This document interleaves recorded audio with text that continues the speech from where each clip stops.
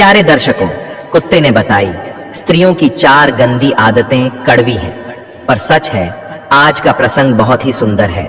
इसलिए वीडियो को बिना स्किप किए लास्ट तक जरूर देखिएगा और वीडियो को एक लाइक करके चैनल को सब्सक्राइब करना मत भूलिएगा। प्यारे दर्शकों, एक बार एक वफादार और आज्ञाकारी कुत्ते की मृत्यु हो जाती है तो वह मृत्यु के पश्चात यमराज के पास पहुंच जाते हैं। यमराज उस कुत्ते से कहते हैं, हे श्वान, तुमने कुत्ते के शरीर में होते हुए भी कभी किसी को नहीं सताया, न कोई घिनौना हरकत किया, हमेशा अपने मालिक के वफादार और आज्ञाकारी बनकर रहे। इतना तो कोई मनुष्य भी होता वह भी नहीं करता। खैर, मैं तुम्हारे काम से बहुत प्रसन्न हूँ और जो वफादार होते हैं वह मुझे बहुत ही प्रिय होते हैं। मुझे लगता है तुम्हें धरती पर भेजकर एक मौका और देना चाहिए। जाओ, इस बार तुम्हें मैं समस्त योनियों में सर्वश्रेष्ठ योनि मनुष्य बनाकर धरती पर भेज देता हूँ। जाओ और जाकर मनुष्य के रूप में पृथ्वी के सुख, ऐश्वर्य और आनंद को भोगो। यमराज के इतना कहने पर भी कुत्ते के चेहरे पर बिल्कुल भी खुशी नहीं आई। यमराज ने पूछा, हे स्वान, मैंने तुम्हें इतना अच्छा शरीर देने का वरदान दिया है, लेकिन तुम्हारे चेहरे पर मुझे कोई प्रसन्नता नहीं दिख रही है। अरे, इस मनुष्य शरीर को पाने के लिए तो स्वर्ग में देवता भी तरसते रहते हैं, फिर तुम प्रसन्न क्यों नहीं हुए? तब कुत्ता कहता है, हे प्रभु, मैं मानता हूं कि मनुष्यों ने सबसे उत्तम योनि में जन्म लिया है, लेकिन जब से मैंने मनुष्य के कुकर्म देखे हैं तब से इच्छा ही नहीं होती कि मैं मनुष्य बनूं। तब यमराज कहते हैं, हे स्वान, तुमने ऐसा क्या देख लिया मनुष्यों में जो उनसे इतनी घृणा करने लगे हो? तब कुत्ता कहता है, हे प्रभु, यदि आप सुनोगे तो आप भी नफरत करने लग जाओगे। पृथ्वी तल पर अब मनुष्य मनुष्य ही नहीं रह गया है। वह अपनी सारी मर्यादाओं को, सारे कर्तव्यों को भूल चुका है। वह भूल चुका है कि मैं मनुष्य हूँ जिसे वेद में सर्वश्रेष्ठ दर्जा मिला है। और तो और वह अपना भोजन तक भूल चुका है, अपना पहनावा भूल चुका। वह यह भी भूल गया कि मैं स्त्री हूँ या पुरुष हूँ। वह अपने माता पिता को भूल गया और न जाने क्या क्या भूल गया है। सुनता हूँ और देखता हूँ तो ऐसा प्रतीत होता है जैसे पृथ्वी पर सबसे निंदनीय और घृणित योनि यही है। थोड़े बहुत लोग हैं भी तो उनकी लोग चलने नहीं देते हैं। उन्हें धूर्त और पाखंडी समझा जाता है। मुझे तो नफरत सी हो गई है।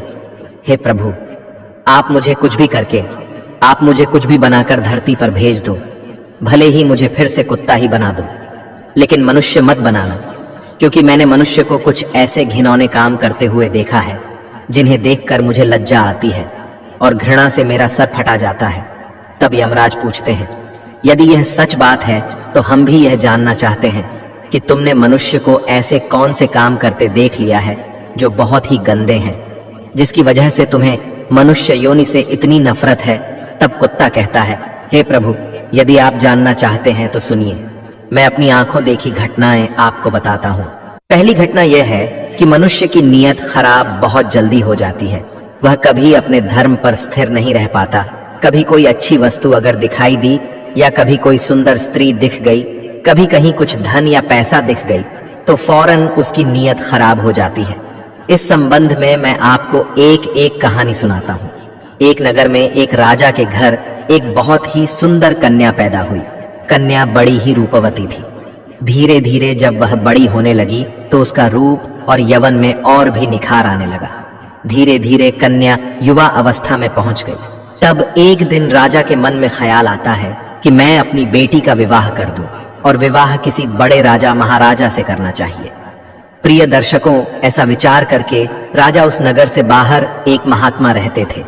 राजा उस महात्मा के पास जाता है और वह अपने मन की इच्छा महात्मा से कहता है कि हे महात्मा, हम अपनी रूपवती कन्या का विवाह किसी राजकुमार के साथ करना चाहते हैं। जरा अपने तपोबल से देखकर बताओ कि हमारी बेटी का विवाह किसके साथ होगा। तब वह महात्मा कहता है, देखिए राजा जी, हम आपकी बेटी का भाग्य उसे देखकर ही बता पाएंगे कि उसके भाग्य में क्या है। आप अपनी कन्या को यहाँ बुलाकर लाइए या फिर हम आपके घर पर चलते हैं। वह राजा कहता है, हाँ जरूर महामतमन, आप हमारे महल पधारिए। आपके चरण हमारे महल में पड़ जाएंगे तो हमारा महल भी पवित्र हो जाएगा और हमारी बेटी को देखकर उसका भाग्य जरूर आप बताएं कि उसके भाग्य में क्या है। प्यारे दर्शकों, अगले दिन सुबह सुबह वह बाबा उस राजा के महल जाते हैं। कन्या को देखकर उसका भाग्य बताने पर कन्या इतनी सुंदर थी कि महात्मा ही उस पर अशक्त हो गए। महात्मा का मन राजा की कन्या पर चलायमान हो गया। महात्मा सोचने लगे, ऐसी कन्या यदि मुझे मिल जाए तो मेरे भाग्य खुल जाएगा। अब कोई ऐसा जतन करूं जिससे यह लड़की मुझे मिल जाए। यही सोच करके वो महात्मा एकदम से रोने लगता है। महात्मा को रोता हुआ देखकर राजा ने पूछा, हे महात्मन, आप तो कभी बोलते भी नहीं थे, आपके रोने का क्या कारण है? तब वह महात्मा राजा को अकेले में और एकांत में ले जाकर समझाता है कि तुम्हारी कन्या की मस्तक रेखाओं को देखकर हमें रोना आ रहा है, क्योंकि इन रेखाओं का यह फल दिख रहा है कि यह कन्या तुम्हारे कुल का नाश कर देगी और जिस घर में जाएगी उस घर को भी सर्वनाश कर देगी। महात्मा की बात सुनकर के राजा घबरा जाता है और पूछने लगा, हे महात्मन, क्या इसका कोई समाधान या कोई उपाय नहीं है जिससे कि हमारा कुल नाश होने से बच जाए? महात्मा कहता है, इसका एक ही उपाय है, तुम अपनी कन्या को एक संदूक में बंद करके उस पर एक दिया जलाकर रख दो और संध्या के समय उसे नदी में बहा दो, तब तो तुम बच जाओगे, वरना थोड़े ही दिनों में तुम्हारा घर बर्बाद हो जाएगा और तुम कंगाल हो जाओगे। प्रिय दर्शकों, उधर कुत्ता यमराज को ये कहानी सुनाता है। ऐसी बात बताकर महात्मा तो अपने ठिकाने की ओर चला जाता है। उधर उस राजा ने महात्मा ने जैसा बताया था वैसा ही किया। अपनी कन्या को एक बड़े से संदूक में अच्छे से बंद कर दिया और उसके ऊपर एक दिया जलाकर रख दिया। जैसे ही शाम का समय होता है वह उसे नदी में प्रवाहित कर देता है। वह संदूक बहता हुआ नदी में चला जा रहा था। प्रिय दर्शकों, आपको बता दें कि महात्मा जी ने ऐसा क्यों करवाया। उसने सोचा कि जैसे ही राजा अपनी कन्या को संदूक में बंद करके नदी में बहाए, वैसे ही कुछ दूर आगे जाकर मैं उस संदूक को निकाल लूंगा और उस लड़की को मैं अपनी स्त्री बना लूंगा। यही सोचकर महात्मा ने अपने 4 चेले नदी के किनारे बैठा दिए और कहा कि आज की रात इस नदी में बहता हुआ एक संदूक आएगा, तुम चुपचाप उस संदूक को निकालकर मेरे पास ले आना। चेलाओं ने कहा, ठीक है गुरुजी। अब तो साधु के चेले जाकर नदी के किनारे बैठ गए।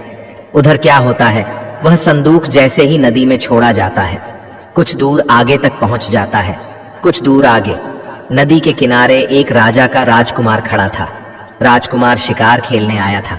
राजकुमार नदी किनारे खड़ा था। तभी अचानक उसकी नजर संदूक पर पहुंच जाती है। राजकुमार ने झटपट अपने सिपाहियों से उस संदूक को बाहर निकलवाया।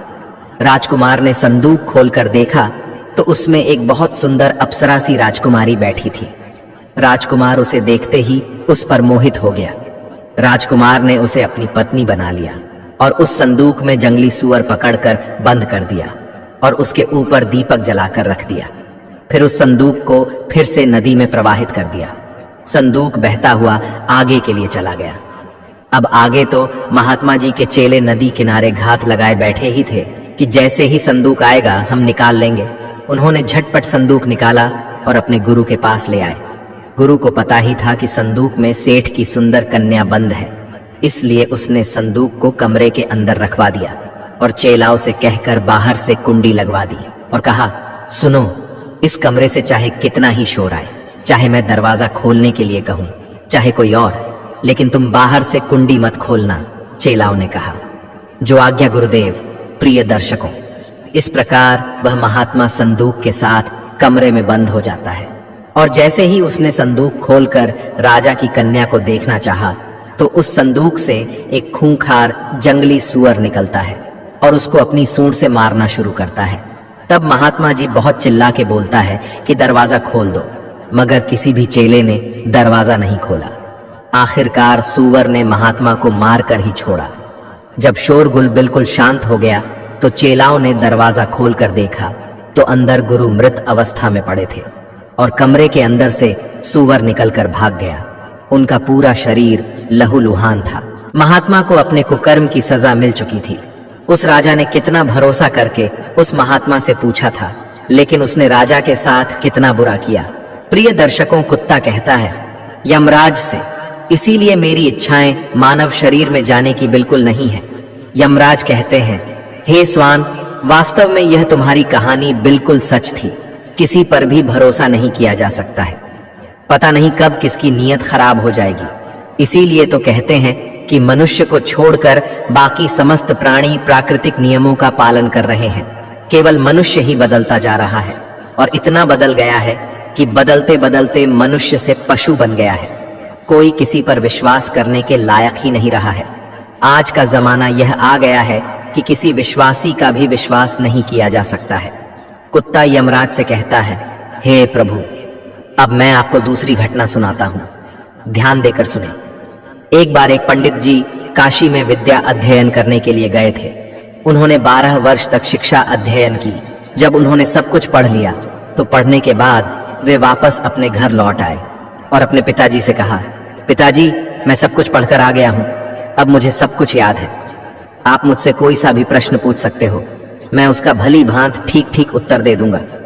पंडित जी के पिताजी जी कहने लगे, ठीक है बेटा, जब तुम सब कुछ पढ़कर आए हो तो तुम मेरे एक छोटे से प्रश्न का उत्तर दे दो।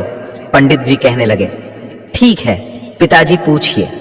पिता ने पूछा कि मुझे सिर्फ इतना ही बता दो कि पाप के बाप का क्या नाम होता है।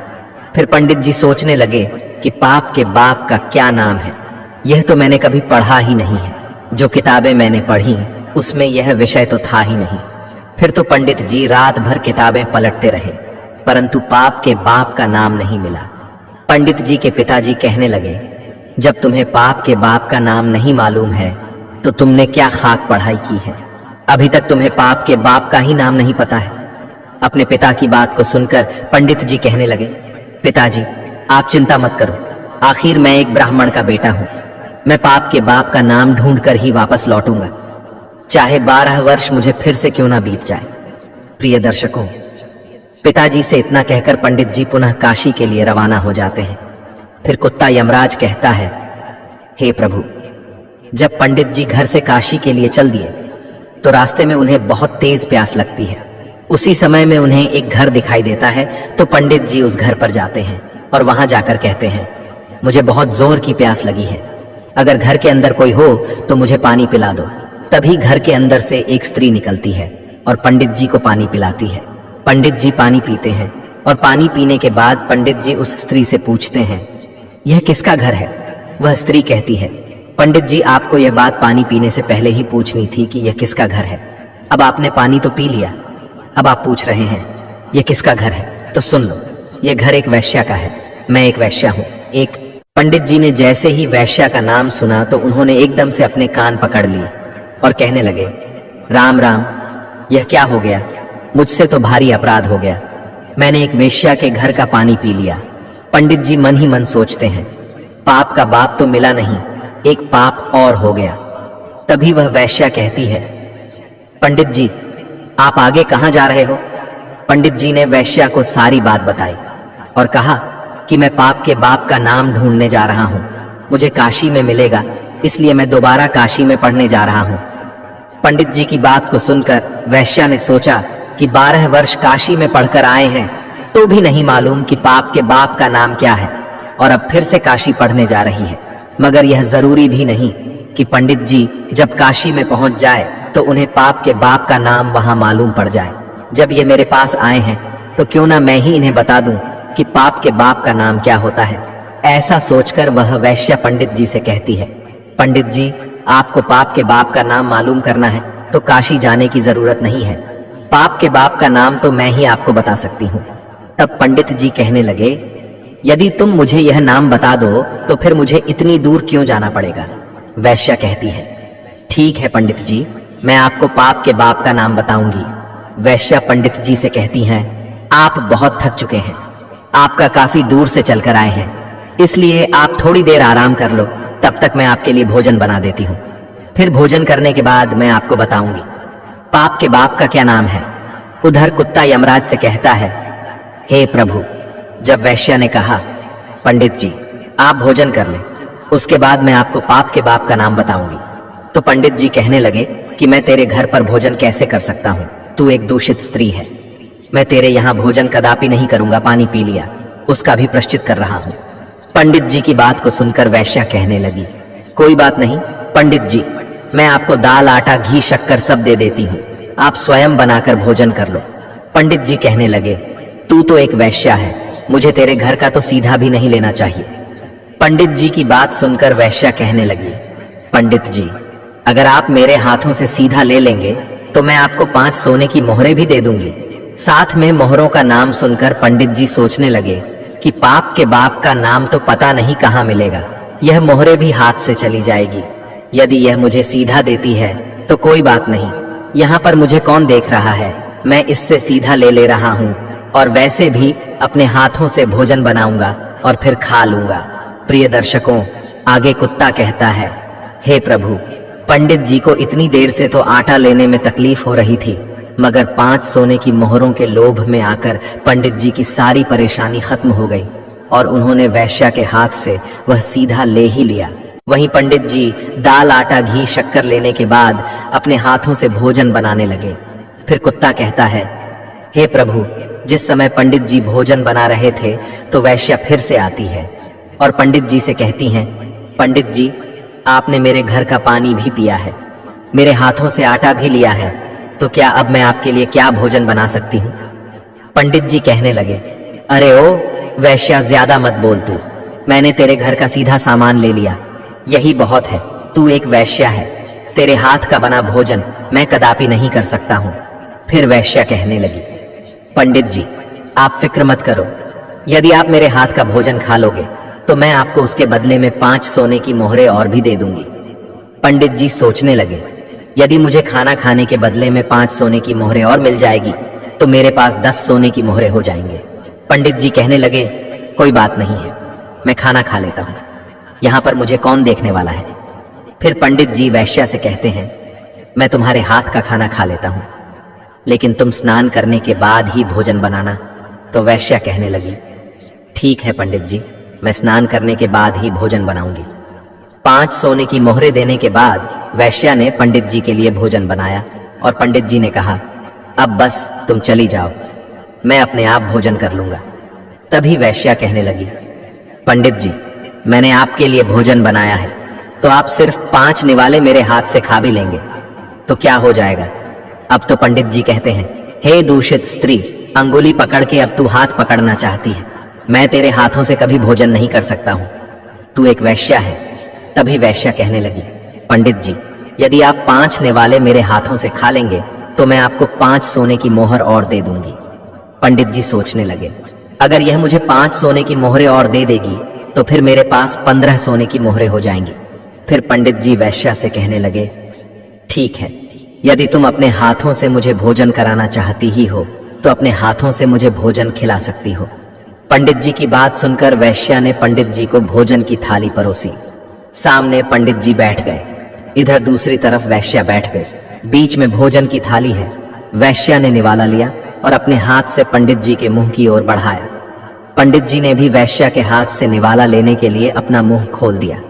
जैसे ही पंडित जी ने मुंह खोला, वैसे ही वैश्या ने पंडित जी के गाल पर एक जोरदार तमाचा जड़ दिया। फिर क्या हुआ, पंडित जी आग बबूला हो गए, कहने लगे, तुम्हारी ये मजाल, तू वैश्या होकर के मुझ पर हाथ चलाती है, थप्पड़ मारती है, तूने बहुत बड़ा अपराध किया है। वैश्या ने कहा, पंडित जी, मैंने कोई अपराध नहीं किया है, मैंने तो आपको शिक्षा दी है, आप जिसकी तलाश में आए थे उसका उत्तर बताया है। प्रिय दर्शकों, वो वैश्या पंडित से कहती है, अपराध तो आपने किया ही है, आप मेरे घर का पानी पीते हैं, आप मेरे घर का सामान लेते हैं, आप मेरे घर से बनाया भोजन करते हैं, आप मेरे हाथों से भोजन करते हैं। जब आप वैश्या के यहाँ पर कोई काम नहीं कर सकते तो फिर यह सब आपने क्यों किया। पंडित जी कहने लगे, तेरे भाव और प्रेम के कारण। तो वैश्या कहने लगी, प्रेम के कारण नहीं, यूं कहिए कि लोभ के कारण आपको 15 सोने की मोहर दिखाई दे रही थी, इसलिए आप मेरे घर का खाना खाने को तैयार हो गए, मेरे हाथ से भी खाने को तैयार हो गए। यही तो पाप का बाप है। लोभ लोभ दिखता गया और आप वह सब करते गए जिसे करना आप पाप समझते थे। वैश्या की बात को सुनकर पंडित जी की आंखें खुल गईं। वह अब सब कुछ समझ गए और पंडित जी वैश्या के चरणों में गिरकर बोले, आप कोई वैश्या नहीं, आप मेरी गुरु निकली, क्योंकि 12 वर्ष तक काशी में पढ़ने के बाद भी मैं आज तक नहीं जान सका कि पाप का बाप कौन है, और आपने मुझे 1 मिनट में बता दिया कि पाप का बाप कौन है। अब मैं समझ गया हूं कि पाप का बाप लोभ होता है और मनुष्य को कभी लोभ नहीं करना चाहिए। लोभ में आकर मनुष्य वह सब करता है जो निषेध है, शास्त्र विरुद्ध है, धर्म विरुद्ध है, इसीलिए वह पाप है और लोभ उसका जन्मदाता है। लोभ ही पाप का बाप है। आगे कुत्ता। यमराज कहता है, हे प्रभु, इसीलिए मुझे मनुष्य जाति से घृणा है, क्योंकि मनुष्य लोभ में आकर कितना भी बड़ा नीच से नीच काम कर सकता है। मैं आपको आगे बताता हूं कि मनुष्य भरोसे के काबिल भी नहीं होता है। वह अपने स्वार्थ के लिए अपने का ही खून कर देता है। यमराज पूछते हैं, वह कैसे? तो कुत्ता कहता है, हे प्रभु, मैं आपको एक कहानी और सुनाता हूँ। एक बार की बात है, एक शहर में एक बहुत ही धनवान व्यक्ति रहता था। उसके पास मेरे जैसा एक वफादार पालतू कुत्ता था। अचानक वह धनी व्यापारी बहुत ही गरीब हो गया और उसे अपने कुत्ते को छोड़ना पड़ गया। उसने अपने एक साथी व्यापारी से अपने कुत्ते को गिरवी रखकर 5,000 का कर्जा ले लिया और उसने एक नया व्यापार शुरू किया। उसने अपने साथी व्यापारी से कहा कि जब तक मैं आपके 5,000 कर्ज ना चुका दूं, तब तक मेरा यह वफादार कुत्ता आपके पास गिरवी रहेगा, और जिस दिन मैं आपके 5,000 चुका दूंगा, मैं अपने कुत्ते को ले जाऊंगा। ऐसा कहकर अब वह व्यापारी वहां से चला जाता है। कुछ समय के बाद उस व्यापारी की दुकान में चोरी हो जाती है और चोर उसका सारा सामान चुरा कर ले गए। मुश्किल से थोड़ा सा सामान ही दुकान में बचा था। वफादार कुत्ते को पता चला कि चोर चोरी कर रहे हैं, तो वह कुत्ता चोरों का पीछा करता हुआ उनके पीछे चला गया और उसने वह स्थान देख ली जहां चोरों ने उस धन को छुपाया था। वह स्थान देखने के बाद में वह वफादार कुत्ता दुकान पर वापस आ जाता है। सुबह जब व्यापारी सोकर उठा और अपनी दुकान खाली देखी, तो वह एकदम से रो पड़ा। साथ में उसके घर वाले भी रोने लगे। मोहल्ले के पड़ोस के लोग भी इकट्ठे हो गए। व्यापारी तो बिल्कुल पागल सा हो गया था, क्योंकि उसकी दुकान का सारा सामान चोरी हो गया था। लेकिन उधर वह कुत्ता बार बार मालिक की कमीज और पैजामा खींचता हुआ घर के दरवाजे की तरफ भाग रहा था, जैसे कि वह उसको घर से बाहर ले जाना चाहता हो। आखिर उसके एक दोस्त ने उसको सलाह दी कि लगता है यह कुत्ता चुराई हुई चीज के बारे में कुछ जानता है और वह बताना चाहता है, इसीलिए आपको बार बार पकड़कर खींच रहा है। हमें कुत्ते के पीछे चलना चाहिए। ऐसा सोचकर व्यापारी उस कुत्ते के पीछे पीछे चला जाता है। कुत्ता उस व्यापारी को उसी जगह पर ले जाता है जहां पर चोरों ने उसका धन छुपाया था। उस जगह जाने पर कुत्ते ने जमीन खोदने शुरू की और भौंकना शुरू किया, ये बताने की कोशिश की कि सामान यहां नीचे छुपा हुआ है। व्यापारी और उसके मित्रों ने, गांव वालों ने मिलकर जमीन खोदी तो देखा कि उसका सारा सामान जमीन से निकल आया। उसमें कोई चीज खोई हुई नहीं थी, सब सामान वैसा की वैसा ही मिल गया। व्यापारी अपना सब सामान पाकर बहुत खुश होता है और घर आकर उसने कुत्ते के कान में कुछ लिख करके एक कागज लपेट दिया और उसको उसके पुराने मालिक के पास भेज दिया। उसने उस कागज में लिखा था कि उसका कुत्ता बहुत वफादार है और कुत्ते की वफादारी की वजह से जो 5,000 का कर्जा तुमने लिया था, मैं उसको माफ करता हूँ, क्योंकि तुम्हारे कुत्ते की वफादारी की वजह से मेरी दुकान का सामान चोरी हुआ वापस मिल गया है। इसलिए मैं आज तुम्हारे कुत्ते को अपने यहाँ से आजाद करता हूँ और इनाम के तौर पर 5,000 और भेजता हूँ। कुत्ता भी बहुत खुश हुआ कि आज मैं अपने मालिक से मिलूंगा। जब मालिक मेरी वफादारी की चर्चा सुनेंगे तो एकदम से खुशी से झूम उठेंगे। व्यापारी ने जब अपने कुत्ते को वापस आते हुए देखा तो उसने सोचा, लगता है मेरा दोस्त अपना पैसा वापस मांग रहा है, इसलिए उसने मेरे कुत्ते को मेरे पास भेजा है। मेरे पास अभी भी पैसे नहीं है, मैं इसे कहां से दूंगा? अभी तो मैं अपने नुकसान की भरपाई भी नहीं कर पाया हूँ, इसीलिए मैं ऐसा करता हूँ कि मेरे घर का पता केवल इस कुत्ते को ही पता है।